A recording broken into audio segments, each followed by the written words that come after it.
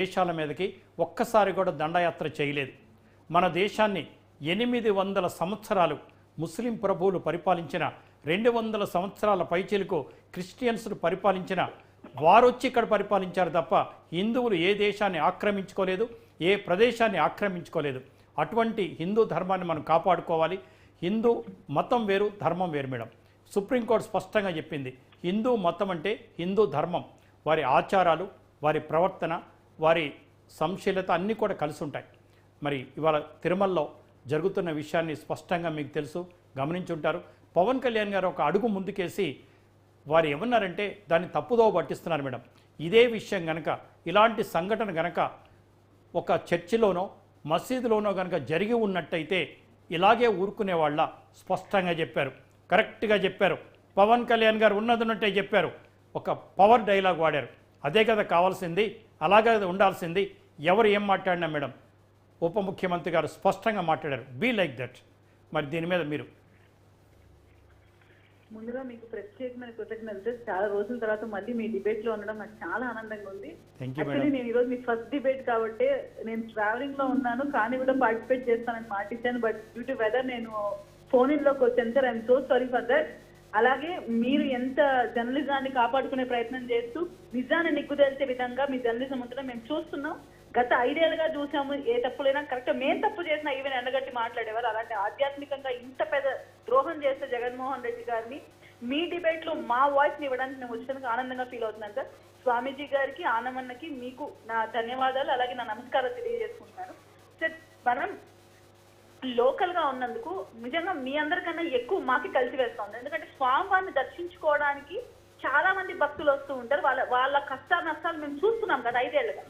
Special గా మీరు గమనిస్తే వాళ్ళకి అన్నదాన అన్నదానం సరిగ్గా జరగట్లేదు, ప్రసాదాలు అందట్లేదు, పాలు అందట్లేదు, నాసిరకమైన లడ్డు అందుతోందని మేము కూడా వాపోతున్నా ఎక్కడికక్కడ మమ్మల్ని అరెస్ట్ చేసే ప్రయత్నం, నోరు నొక్కే ప్రయత్నమే గత 5 ఏళ్ళుగా చేసింది దానికి ప్రభుత్వం. ఎక్కడ అరే వాళ్ళు ఇస్తున్న మాటల్ని మనం గమనిద్దాం, పరిశీలనలో పెడతాం అనే మాటలు గత టీటీడీ చైర్మన్ గా ఉన్న వైవి సుబ్బారెడ్డి గారు కానీ, రాష్ట్రంలో జాయిన్ అయిన మన కరుణాకర్ రెడ్డి గారు కానీ, ధర్మారెడ్డి గారు కానీ ఎక్కడ ఆలోచించలేదు సార్. ఎక్కడికక్కడ మా నోరు నొక్కే ప్రయత్నం. ఈ రోజు చంద్రబాబు నాయుడు గారు ముందుకు వచ్చి ఇంత సాహసం చేశారు చెప్పాలంటే.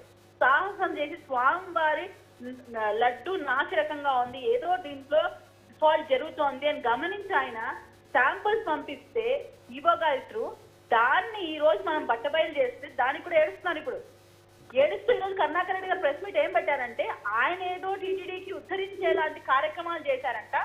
అవన్నీ మనం మర్చిపోయేసి వైఎస్ఆర్సీపీ పార్టీ నాశనం చేయడం కోసం రాజకీయంగా కుట్ర చేస్తున్నామంట.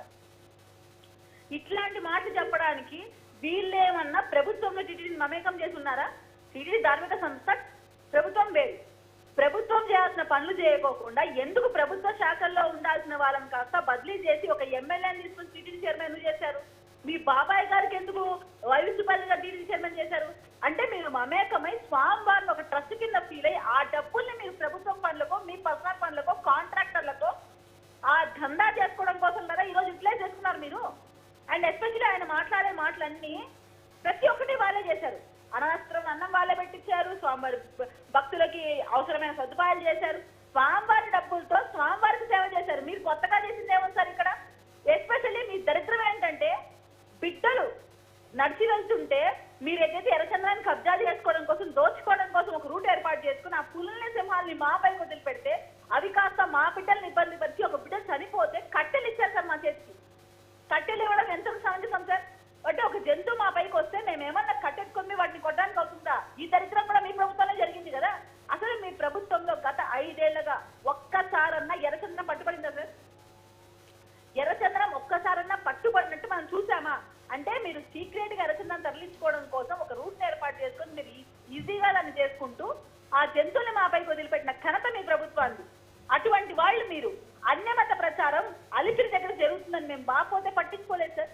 ఈ రోజు రడ్ల ఇష్యూ రాష్ట్ర వ్యాప్తంగా దేశం మొత్తం సంచరిస్తుంది. జగన్మోహన్ రెడ్డి గారికి క్షమాపణ అనేది లేదు సార్. హైందవ ధర్మాన్ని పాటించే ఎవరి దగ్గర కూడా జగన్మోహన్ రెడ్డి గారిని క్షమించేది కానీ, వైఎస్ఆర్సీపీ పార్టీని క్షమించేది కానీ ఎవరూ లేరు. దయచేసి ప్రతి ఒక్క హిందువు, ప్రతి ఒక్క స్వామీజీ ఏకం కండి, దీన్ని తీవ్ర స్థాయిలో తీసుకొని వెళ్ళండి. ఇది చిన్న తప్పు అయితే కానే కాదు. జర్నలిస్టులు అందరూ గత 5 రోజులుగా ఇదే టాపిక్ మాట్లాడుతున్నారని దీన్ని డైవర్ట్ చేయడం కోసం వైఎస్సీపీ పార్టీ మాట్లాడుతుంది. కానీ ఇది స్మాల్ ఇష్యూ అయితే కాదు సార్. ప్రతి ఒక్కరం ఫైట్ చేయాలి. ఇది హైందవ ధర్మాన్ని కాపాడుకునే ప్రయత్నం. స్వామివారి ప్రతిష్టకు భంగం కలిగించారు. మీరు నమ్ముతారు నమ్మరు, మాకు ఎన్ని కాల్స్ వస్తున్నాయంటే, మేడం రావచ్చా స్వామివారి దర్శనానికి, స్వామివారి లడ్డు కలుషితమైందంట, ఇంకా అది మారిందా లేదా, అసలు మేము రావాలంటే భయపడుతున్నాం, దేశ విదేశాల నుంచి కాల్స్ వస్తున్నాయి సార్.